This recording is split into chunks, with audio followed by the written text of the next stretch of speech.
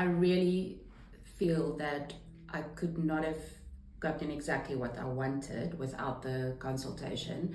It was also a very personal experience. Like Sharon first asked about the stones that I had and why are they so special to me, even though they're not really that expensive or precious.